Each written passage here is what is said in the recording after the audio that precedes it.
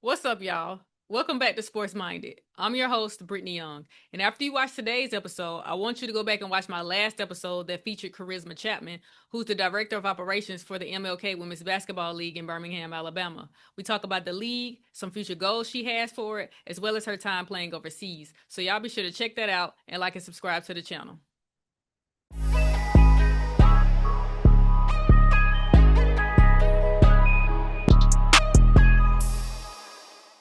Now, let me introduce my guest. She's a Birmingham, Alabama native, former West Central Alabama Association official, former Baton Rouge Association football official, where she spent 5 seasons, and currently a member of the West Virginia Football Association and the ODAC USA South DIII Conference. Tiffany Willis, welcome to the show. Thank you, thank you, thank you. I'm happy to have you, and I'm ready to get into today's conversation because we grew up in the same church, First Mhm. Baptist Church Fairfield. And all this time, I did not know you were such a huge sports fan Mhm. until recent years, seeing you post about, football, women's basketball on social media. So talk to me about like what got you into sports, or did you play any sports? Mhm. Yeah, so I actually played softball Mm-hmm. all throughout high school. And I was pretty decent at it, and I could have played in college, but I was more eager to go to a specific college than to go where I had scholarships. So I stopped playing and I just kind of did intramurals in college. But from that point, I started officiating while I was in college, and I started out with intramurals, and I tried basketball first. And me and all my friends, we had fun, but it definitely was not my type of activity. I understand basketball, but I would like to watch it from the stands. Mm-hmm. So then I said I can try football because I also understand football. Now, when I was in high school, I was in the marching band, so people didn't know that I was a huge sports fan, but the people in the band knew that I would stop playing my instrument to watch the game. So that was a thing. But once I started football, I did a little bit of intramurals, and then I kind of just jumped into high school, and it went perfectly fine. And so I just haven't departed since. So I've Okay. done softball. I've officiated softball. Um, I didn't have as great of a time because I played and I wanted to coach a little worse than I wanted to officiate it. So I just kind of put that one down. Okay. So what made you get into football instead of, since you didn't want to do softball? Yeah, so basketball was first and then football was second. And so once I started football, it wasn't one that I thought I would put down. My first season went really, really quickly. And the way they pretty much assign games are like your veterans, people who are already assigned on crews. And then if you're a first year or if you're new, you may get a game, you just may not. You may do some JV things. So I had gone to the meetings and, kind of met a few people, but because there are so few and in some places no women, they're gonna put you out there. I just remember I went and I was like, okay, I think I can do it. I'm gonna buy me a uniform. I got it. This is good. Mm-hmm. Everything is a challenge for me.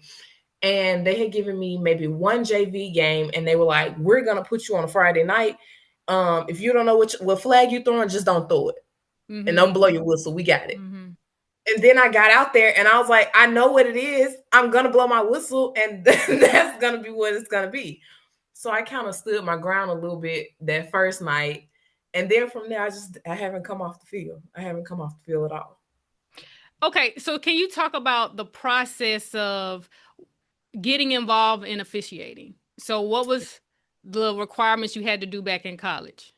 Yeah, so I don't really remember intramurals. I just Okay. kind of remember I was at a small institution, so they needed people. I remember probably like responding to an email, but it wasn't a huge process for that. Now, once I decided on high school, that was a look. Now, football itself or any other officiating group, it's very fraternal. Like it's a fraternity. So you have to do some word of mouth things, let people know that you're interested. In some places, you can go online and find pretty good information, but in some places, you have to know somebody so you can get a little more information. And so I reached out to our secretary of assignments people in the area at the time. And then they have meetings and trainings that you will show up to. And then once you do all those things, you pay your registration fees online. and they have a test that you will take. Now, with officiating, most of the time when you have those tests to take, you're not alone. You're not by yourself. There are people who have help to give. And oftentimes we don't really take the test. I'm not going to say alone, but we kind of partner up to figure it out, so that nobody fails and everybody have a chance to call their games. Once you do that, you're pretty much eligible to call a game. But at that point, it's based on the assignments that you get. If you were assigned to a crew, things like that, you just kind of wait your turn after you take that test. Okay, so you've officiated, like you said, you didn't want to do softball, but basketball and football. So right now you're currently officiating what sport? Just football. Okay, is there a reason for that or So I am most likely going to be carrying football all the way out, career wise. So with that, it becomes a little more year round than it is just one season. And so while the season is 10 to 12 weeks, then you go into your camps, your trainings, rule studies. Then after that, at the end of the summer, you come back and you do clinics. So it's really not an off season. And if you're staying in it, if you're getting a whole lot of work, you're going to do flag football, you're going to do youth football, you're going to do your high school, you're going to do jamboree scrimmages. So it's not really off season once you put yourself into one full sport. Now, before, when I was just trying to see where the money was or what I was gonna stick by, when I tried softball, I'll give you the story. What really turned me off, because I could have gone back another year, but what pulled me off the field in softball, I had a game on a Saturday morning, and the game lasted 6 hours, and the base pay is the base pay. Like, you don't get paid overtime, you don't get paid for going past hours, past time. It's not a time sport. And so that was one of the downfalls with softball that I picked up really quickly, because you used to playing, or you used to seeing good softball. People can pitch, people can, do strikes and outs. But then you have a team who can't do strikes or outs, and then you're out there all night. And I also had another tournament, and the tournament started probably at 8 a.m. that morning. And I don't think I landed in the bed until midnight. Now, the money was great. The body was not. So that's kind of where me and softball broke up a little bit. okay. So in football you've done high school and now D3? Hmm. Okay. So do you have a goal of getting to like doing D2, D1? Like talk to me about some goals you have. Yeah. So with football, my goal is just the highest thing I can reach. Um, Most people will automatically assume that just means the NFL. But the Power Five is not a horrible Power Five, Power Four, whatever people want to call it. It's not a horrible place to land. It takes a lot of work. There are a lot of unspoken rules, and especially for women. And so some days I just have to figure out how to navigate some of those things. And then there are other days where I'm like, oh no, it's going great. Like, all things are perfect. I will say one of my stumbling blocks currently in trying to move up is just simply that I'm a girl and I never did play the game. And so what makes sense to me makes sense to me. But once you see a rules test and you didn't play the game, it's like a kindergarten. Like, you literally have to draw out the X's and O's. And so that's been one of my challenges, like just within myself. I'm still moving, still getting there. But I have my girl moments of like, okay, I kind of actually don't understand that. Like, I don't get why this happened on a free kick or something like that. Now, to actually move up, what the process is for that, you work your season, and then they have camps and clinics and conferences and things, just like any other profession. When you do your camps and clinics, you show up your best self like you're doing an interview. And typically they're 2 or 3 days. They do some in-class training. They'll put you on the field and allow you to do some scrimmage work. Typically it's like inner squad things, but most of the time full pads. And so you're seeing the game, you're calling it, but you're calling the game in front of coordinators, in front of assigners, in front of people who have the access to give you, your next step. And then once you get a little past like your first like your intermediate from high school into college, which is like your D3 or NAIA. Once you get past that, sometimes they just start recruiting, right? So right now I'm in ODAC USA South. That's my stepping stone to somewhere else. Somebody else already know what that stone, like stepping stone is, but I don't know what it is. So whatever conference I get picked up in next is a trajectory that exists. I don't know what it is. I'm glad you So, corrected me because when I introduced it, I said ODAC USA, so it's oh, it's ODAC fine. USA. Oh Good. no, you're fine. You're Okay, fine. so just I wanted to get to talking about some of the challenges you've experienced as a woman in football because you talked about where some people would assume that the goal would be the NFL, which currently we have 3 women officiating in the NFL. And I'm sure they've experienced a lot of challenges. So can you talk a little bit more about more challenges other than what you've already spoken of? Yeah. So when I say the unspoken rules, you learn a lot the longer you're in and the more people you communicate with. Every situation is not the same, and everybody's experience is not the same. So I remember when I got here, there was an article and they asked me a very similar question, and I told them I don't want to be dismissive of the subject at all, but I have not had a terrible experience as a woman. Like people automatically assume the coaches may chew me out, or how do you deal with so much yelling, or how do you deal with this, or fans, or this or that. I've only ever had I've only had less than 5 incidents that would have caused me to make an abrupt, like, I don't want to do this anymore decision. Were they likely gender based? Probably fueled by, but can I also acknowledge when I've made mistakes or when I could have handled a situation differently on the field? Probably, for sure. Um, some of the challenges that I faced a little earlier on, you have to pass what we call an eye test. I don't know if you ever heard of an eye test, Mm-hmm. but you need to meet the eyes. Your uniform needs to meet the eyes and it needs to look good. And so when I first started doing football, I was in process of losing weight. And my uniform was my start weight, not my end weight. And so once I put the uniform on, one of my mentors who's in the SEC, he said, "You think you got room to lose a little weight?" And I was like, I actually don't know that I have room to lose weight because I'm pretty slim for for what it's worth. But what that came with is you do have to get your uniform tailored. You do have to like know all these ins and outs and make sure your shoe is like make sure your pants don't touch your shoe at a certain point. Like there are some unwritten rules that they're not gonna tell you. You just gotta go off and figure it out with your own mentor. But also it's one of those things that your mentor shouldn't send you out without you knowing how to play the game yet. Some other things that I have faced when we have these camps and conferences and clinics, this may be very inappropriate, but I'm just going to say it anyway.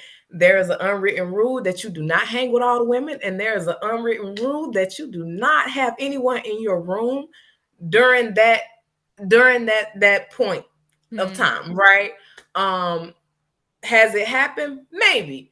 Do I know who? Do I know how or where? No. Again, it's just an unwritten rule. And as much as I'm not in the room where decisions are made, people know when things are happening. So fraternity is what I'm gonna say. Um, and then the other things are just simply like understandings and relationships. And some one of the big picture things that I think people see and know is like locker rooms, right? On a football field, you have your visiting team, your home team, but you don't have a women's area for any of this. So that's been one of my more external challenges. Most coaches have put me in the gym. They've put me in the baseball locker room or the women's basketball, the women's coach's office or something like that. Um, but it doesn't really bother me. Once you have skin in the game, once you do it long enough, you come medium dressed is what I call it. You come medium dressed, and if they tell you to go to the restroom, you ought to be able to take it on, put it off, or whatever, really, really quickly. Um, and we have a women's group, right? So on that roster right now, it may be approximately 200 people, somewhere in there. And we meet monthly. and we go over some of the things that us as women, we need to talk to each other about it. Like maybe we got some questions that the guys can't really help us with because it seems normal to them because they're football guys. So we do those. So sometimes when it comes to those challenges, now I've had one challenge where a coach followed me off a field. That was a little too much for me. But I had a crew at the time that was a no BS crew, so that didn't go well for the coach. And then I've had situations where fans were just like, you know, throw your flag, princess. And I'm okay with that. Thank you. Yeah. Thank you. But that's okay. I want to go back to you're a woman, so why wouldn't they want you to be around other women, especially if they have women support groups for, women in officiating? Like, that doesn't make sense to me. I don't get that. It's still, and I don't mean to reinforce bias, Mm-hmm. but it's still a men's room, right? Like it's still somewhat of a men's locker room. So I'm not saying you have to go in and act as a man, but Okay. there's an idea of like all the women don't need to sit at the same table. Like it doesn't look like you're here to learn football at that point. And we do have the support groups, but in those settings, the minority of people are obviously the women. And so if we stick together and if we sit around at the same table together, what are we gaining? Not that I agree with it at all. I've had my moments where I'm going to sit next to a woman. I need to sit by a friend or something like that. But in totality, when you're looking at officials in the Big 12, when you're looking at your Big 10 folks or SEC, you need to be sitting at the table with those folks or wherever you're trying to land. Which So are that's mainly kind men. of, yeah, it just kind of depends. Like I said, it could be gender based. That just hasn't been my immediate experience around it. I got you. The impressions. Mm-hmm. Okay, if you're around a lot of women, why are you here? You should be here to learn. So again, it's the boys' club. A lot of men are there, so you need to be around the men, soaking up the knowledge in it. Mm-hmm. Okay, gotcha. Yeah. Okay, so one thing I wanted to come back to, because you talked about, navigating, everything. So are you currently, we talked about this a little bit before we started recording, working full time and officiating or officiating full time? Yeah, so I am working full time at Virginia Tech. I'm the director for academic integrity, and so that's my 8 to 5. And then I go and do football for fun and for passion. Gotcha. Would I love for the roles to reverse? 100%. Okay. Is that in the close and nearest of future? Probably not, but I do foresee it flipping at some point. Okay, what is it going to take to get there? Because if you could, I imagine if you could make the money that you're making at your main job just in officiating, you would want to do that because it's passion and it's fun, and then you would be making good money. So, what are the steps to get to that? Yeah. So the camps and the conferences are the main thing. So once the main thing is really snaps. So the more snaps you work, the more people who see you, the more film you have. It's just like an athlete, right? Like you get these offers, you hear from these different schools or you hear from these different coaches or whatever the case may be. For football, it's the same way. You have to show face at those camps. Like you have to meet the people. You have to know who the supervisors are, the coordinators and things. But realistically, once you get to the college level, you start having film, you start seeing what your evaluations are. The people who are doing the evaluations at any level are Power 5. So for instance, right now, if I get a D3 game, my evaluation actually may come from someone in the ACC. And so that's information that can be used to kind of inform what my next step will be. Some of the camps and clinics are specific to a conference, but all coordinators and all supervisor officials are at each one. And so, for instance, the camp that I go to each year is A-team, and that's specific to the SWAC.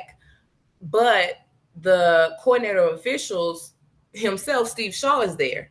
And then you have your guys from the SEC. Then you have your list of guys from Big 10, Big 12, CIAA, CIP, like whatever conference you're interested in, there is somebody represented there. And then once you're in, the next step is recruitment. Like, people have to see you, people have to want you on their roster. Some conferences do have an application process, and others just pick up from the spring camps and clinics. And so that's kind of, I know it's kind of open ended, but you go to the conference, it's almost like if you would do like a college intern day where all the students show up and move around, meet all the people, and then they hire folks at the end. It's kind of like that. Okay, I got you. And I know in football, officials have specific titles. Like you have a referee, the line judge, the field judge. So what's your title or all of the titles you've held since you've been officiating football? Yeah, so I'm a line of scrimmage official. So this year my primary is line judge. Okay. My in life primary is head line judge. Um, we'll come back to the difference. I have also worked deep wing at field and side judge. I have not worked directly in the middle, which would be your back judge. So I'll do anything external corners, basically, line of scrimmage or back. And so at the line of scrimmage, working line judge, basically I'm responsible for the visiting team or the visiting sideline the first half, and then I'm on the home side during the second half. Head linesman, vice versa. So you work the chains one half, you don't work the chains the other half.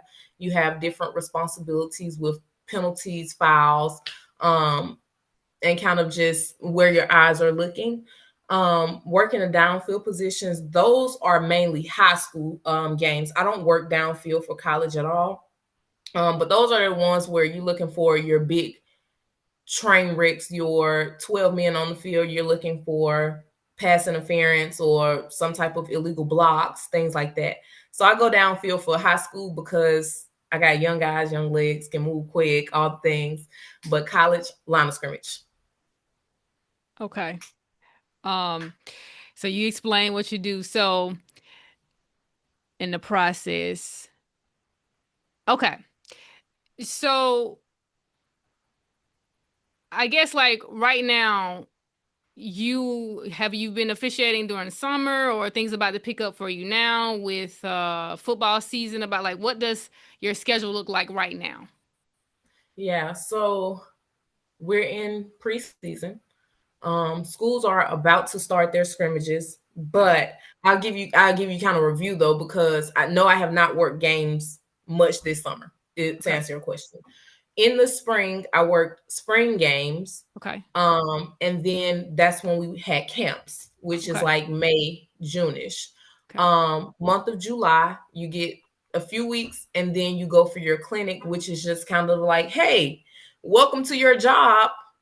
Make sure you got your stuff together, and the season is about to start, and then you get your first few games of the season. So I just did that with, I think, last week, a week before.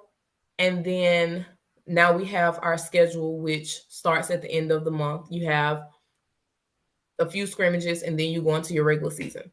But they only schedule probably about 3 weeks at a time, 3 to 5 weeks at a time. So the games come as you go. You mess up a call, you mess up a game, you might not see a schedule after Mm, that. So that's how they do it. gotcha. Um, and I know there are rules and regulations that come with being an official. Can you talk about some of the things that you can't do that a regular fan can do? Mm. Gamble is probably the number one thing. Yeah. Um, I, it's just one of those.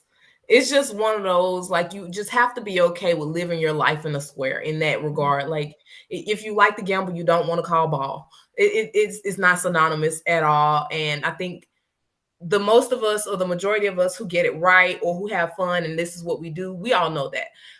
When I was living in Louisiana, I stayed across the street from a casino that sold all you can eat crawfish. Mm-hmm. And I was fearful and wouldn't even go in there for crawfish because they have these different facial recognition systems. They have these different softwares. I mean, if you step foot in a casino and these officials want to know, they'll find out. So that's the one, that's the biggie. Each season we have to do like one full meeting session to cover, hey, y'all don't gamble at all on any sport, not basketball, not baseball, not hockey. You just can't do it. So that's the big one. I would say another one, again, these are unspoken rules: belligerent drunkenness and commenting on social media things, and just kind of like your basic keep your professionalism about yourself. They don't hand us a referee code of conduct. You show up in uniform, you don't be late. You study your rules, you show up to your meetings. And one thing about officiating, people don't notice going in, but the more you talk to people, what you learn is everything should be assumed mandatory.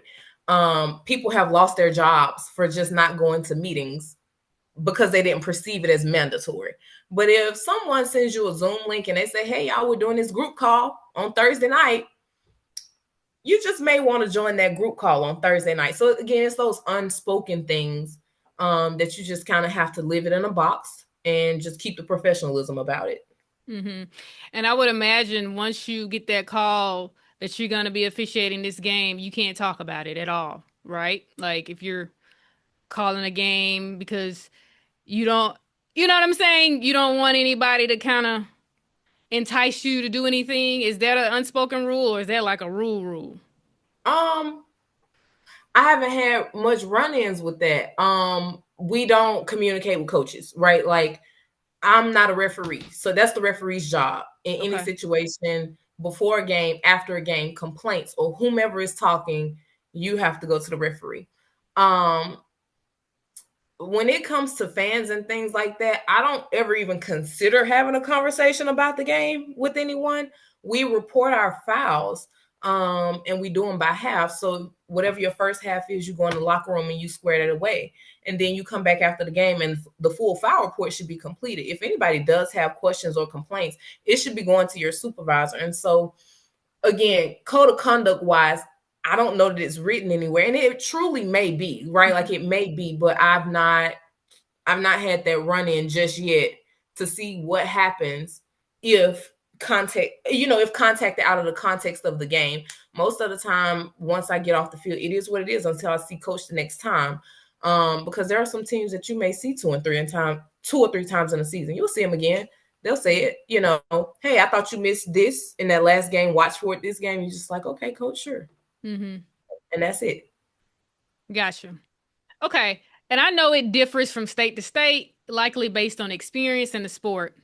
But if I'm a person that wants to get into football officiating, can you talk about the pay range they can expect at the high school level, the college level, and even the pros? Yeah. And State I to know, state. yeah, part time and full time matters, but still. State to state is different. Okay. I will say if you're in like a Texas or if you're in one of those like true football gritty states, you're pretty good, right? Like you have your base pay, which is typically somewhere between $90 and $120 for any state. Most states are, I think, right now between 1 and 120. But like in Texas, I want to say they get half the gate at the game because they have so many thousands of fans at their games. So the officials get paid off the gate too. That's not common for every state, but Texas is also not a state that follows NFHS. They do NCAA rules. So I don't know what that means for them in pay, but they do have a different little bracket. When I left Alabama, which would have been in 2020, I want to say they had already made 100. Louisiana had made 100, and then in Virginia, I want to say if we've not made 100, we are at the 95 to 99 mark. JV is only $10 less than what $10 to $12 less than what your varsity will be paying. And then most of the time when you get your youth games on Saturday, that's when you go home with fun money. Usually like $25 a game, and they are like running clock and all those things. For the D3 NAIA level, you're also still looking between 1 and 120, or maybe up to 150. I'll say up to 150 because they may include travel. Some of the D3 games are not that close. I'll be very honest. So it's sacrificial. Like right now, I have a game scheduled in North Carolina 4 hours away. for, a nice little 100. So that's the thing. Once you get to Power 4, Power 5, you're in the salary range is what I'll call it. Like you're looking into your 3 to 8,000 a game. I don't want to misquote what association is the highest paid. But once you hit D2, D1, you should at least be up to 800, if that makes sense. Up to 800. At the pro level, salary wise, I think they're at least 150 to 200 a year. So they're able to full time it on out. Mm-hmm. And yeah, and enjoy life and go for Sunday and chill Monday through Saturday. Right. So, you know, Okay, so if I'm in the South, I need to be, that's where it is, because football in the South is a big deal. So the Southern states, high school, college, I can make some good money. And of course, once you get to the pros, you expect to really make some good money. So, right, right. okay. I will say before I left the South, I was like, football is everywhere. They play football everywhere. And then I got to Virginia and I was like, oh, they kind of play football everywhere. Like it kind of a little bit, but it's not your deep South. Yeah, that deep, Football. it's different in the deep South. Yeah. We eat, sleep, breathe football. So, Correct. Even the youth football is way more extreme in the South. Way more extreme. okay. I don't know if it was the case when you were in Louisiana and now West Virginia, but there's a shortage of officials in Alabama especially with the AHSAA, Alabama High School Athletic Association, especially basketball, because it was a lot of people complaining about, and it's a lot of things that need to change, as far as we talking about shot clocks, replay, missed calls and stuff like that at the high school level. But is that the case for you? Have you seen that in West Virginia? Have you seen that in football? And if it's good money to be made, why do you think more people aren't getting involved in officiating? Oh, yeah, that's the case everywhere. Okay. For all sports. We need officials, right? Like we need people to do service oriented work. And on the front end, what conversation I try to have with people is that your first 2 years are your deciding factors. And if you don't have fun, you're probably not going to keep doing it year after year. Like you have to decide to keep coming back every year, right? Like your registration doesn't, it doesn't lap. Like you don't get to roll it over until the next year. You have to come back every year and try it again. So if your first 2 seasons don't look the way you want them to look, you might already have some decrease in who may come back, right? With that, the money is not there up front. So you may have all JV games, you may have all youth games on a Saturday, and on a Saturday, even though you may take home the majority of a good piece of money, you would have worked 6 games. You would have worked 6 games at that point. So now you're like, okay, I'm burnt out. And then maybe you'll have middle school game, maybe you'll have JV, and then maybe you do some flag. So at the first and second year mark, it's either you get burnt out, you realize the money is great, but I'm in overdrive, or it's just like I'm enjoying doing this. This is a great time. The money is always going to be an issue until you make that your job, right? Like until you are passing the test on your own, until you are learning the things all by yourself, until you are leading and you are guiding people.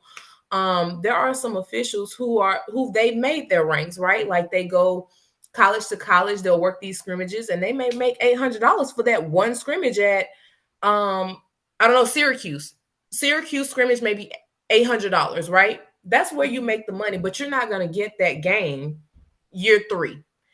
In reality, a Syracuse game for any official may not be until 17 years into their career. And so the money piece is really not there on the front end. And when you count travel, you have to also acknowledge, well, let's just go like game situations. Travel is always a thing. So when you have people who may get off work at 4:30 or 5, a football game starts at 7 p.m.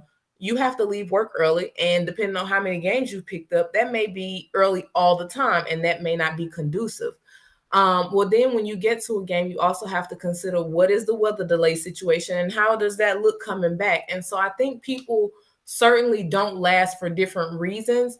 And I'll be honest, transparently, I don't have a family. And so it's easy for me to just simply go out and move all around. We can block our calendars, we can put these schedules in the way we want them to.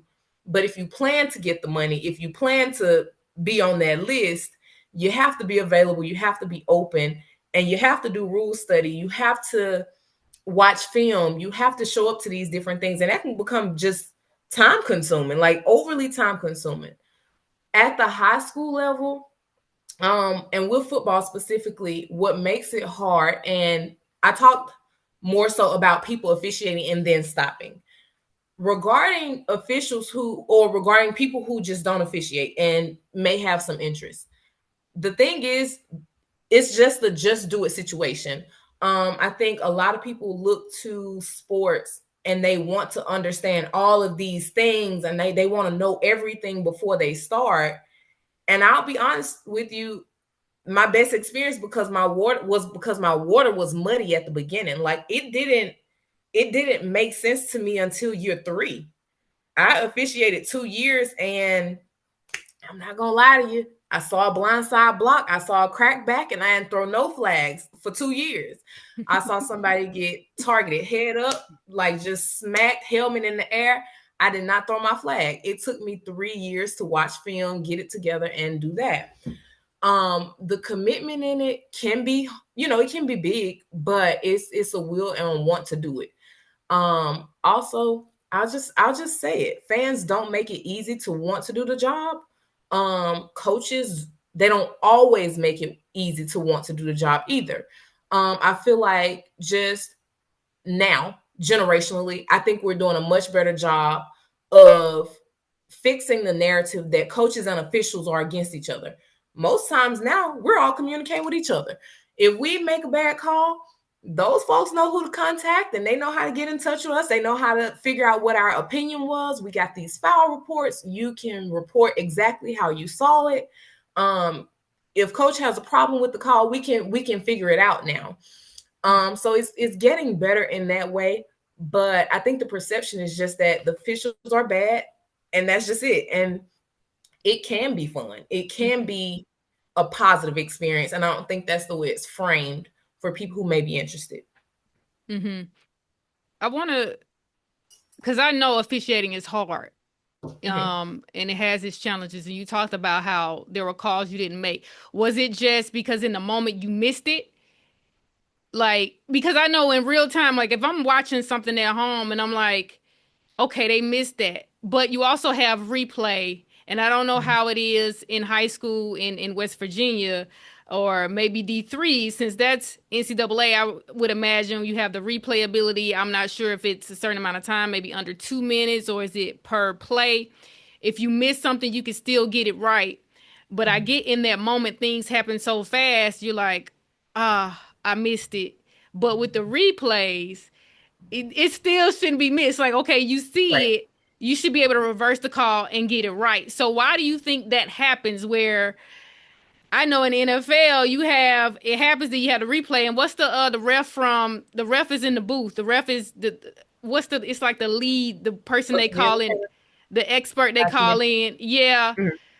And like you said, the referee, they make that final call. How are plays still missed even after you watch the replay and it's like, okay, we can reverse this thing.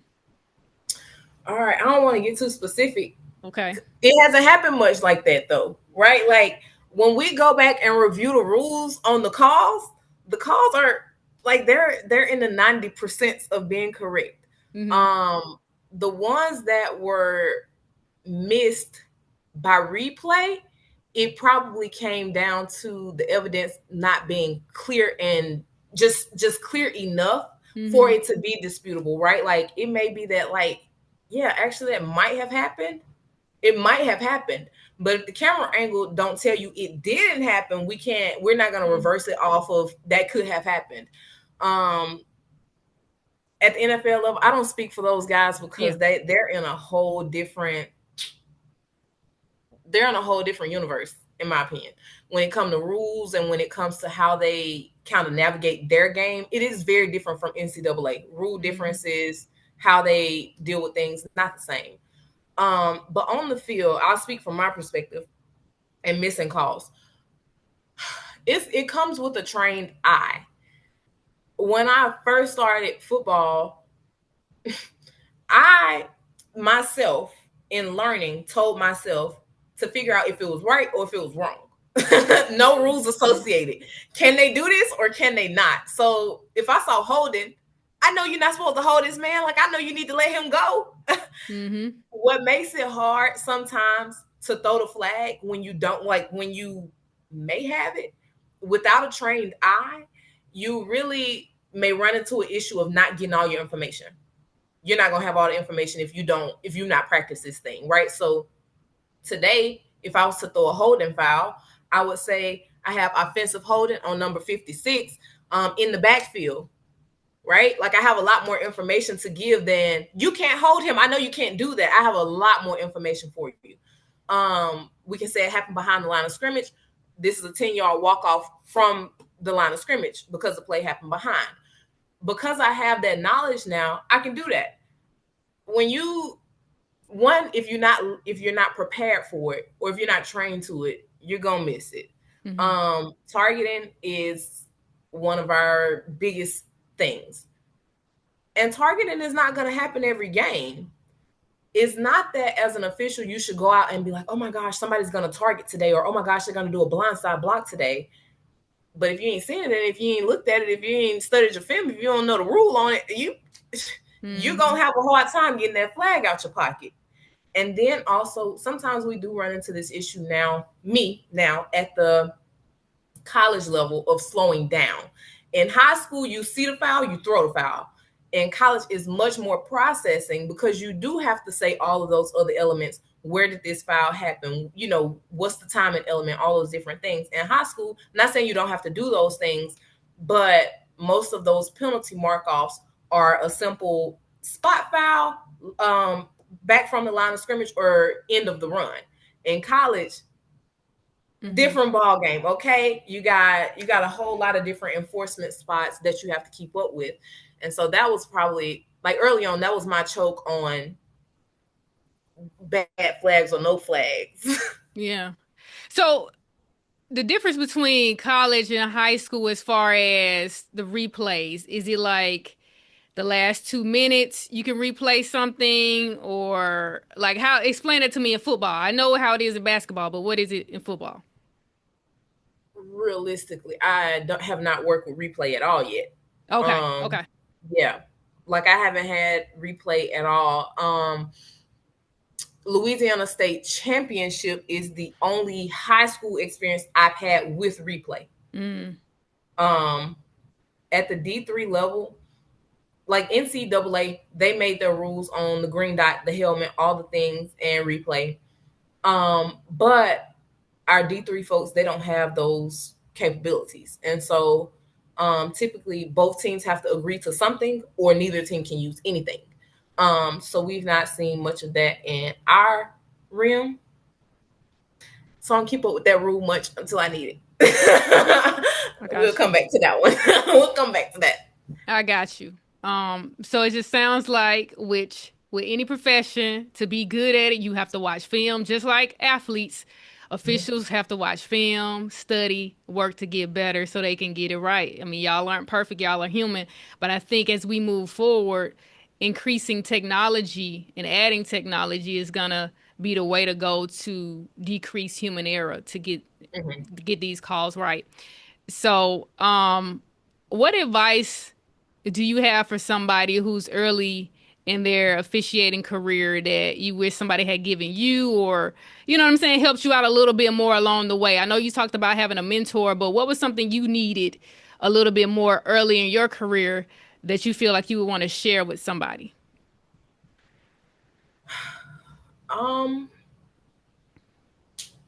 Be okay with doing the small things. I know sometimes when people get into officiating, it is because they know it's a shortage. And so there is an expectation that, oh, I'll just show up and I'll give me some games, and this is a, quick little penny to make.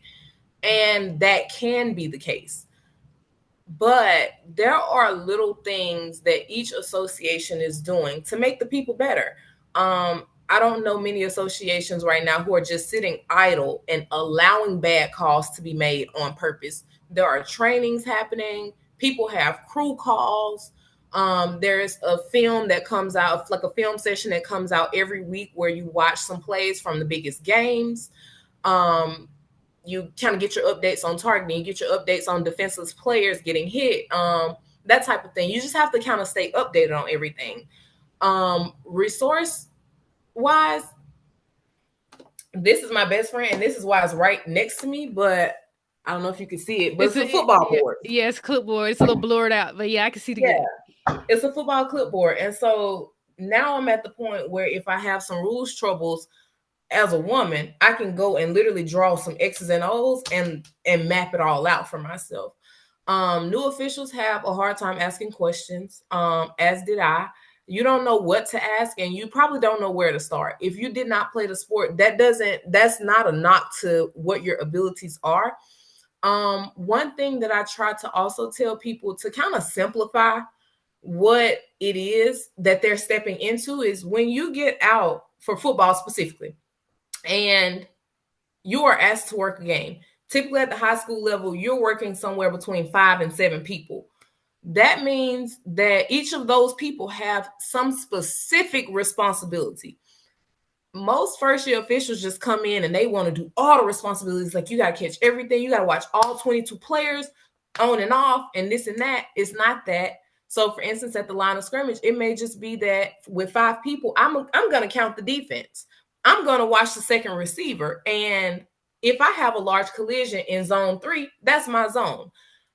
New officials, they don't have that context. They don't know to ask those questions. But if you get close, if you find a mentor, I would say that is where some of those little tidbits come from.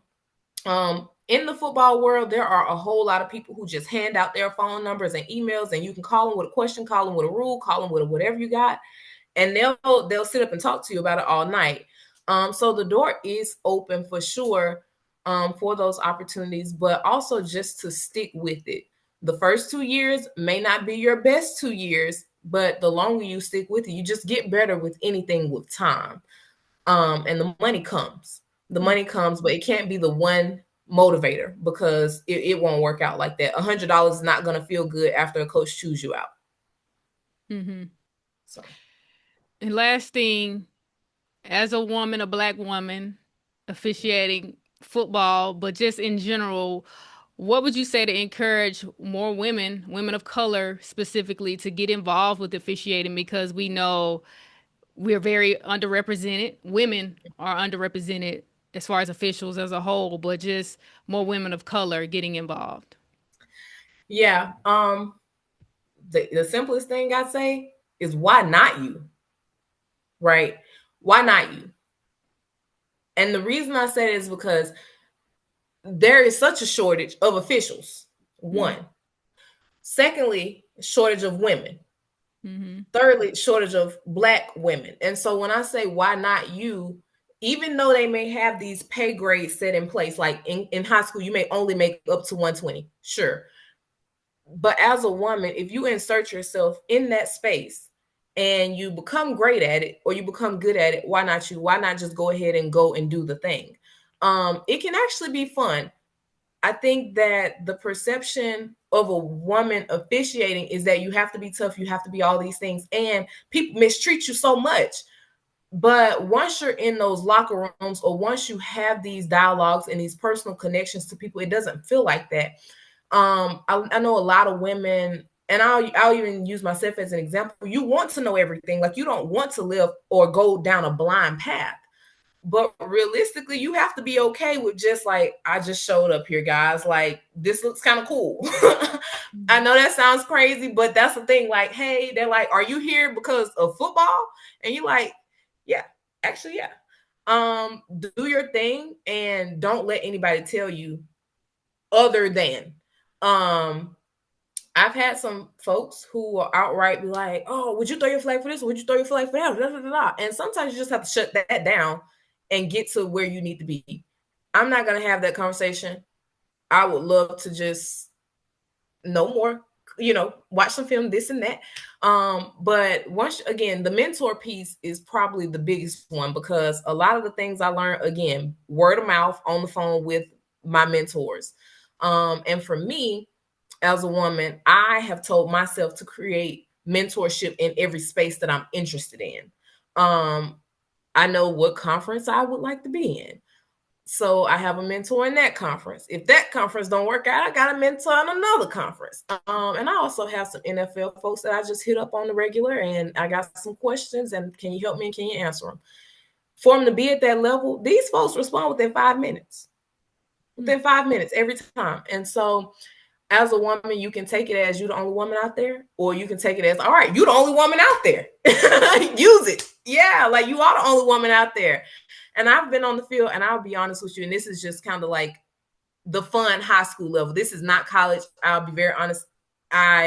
You know what you can do at certain games. But at the high school level, I've shown up to some games and I've asked coaches for some candy before, like, coach, go in that locker room and bring me back some gummy bears or something, please.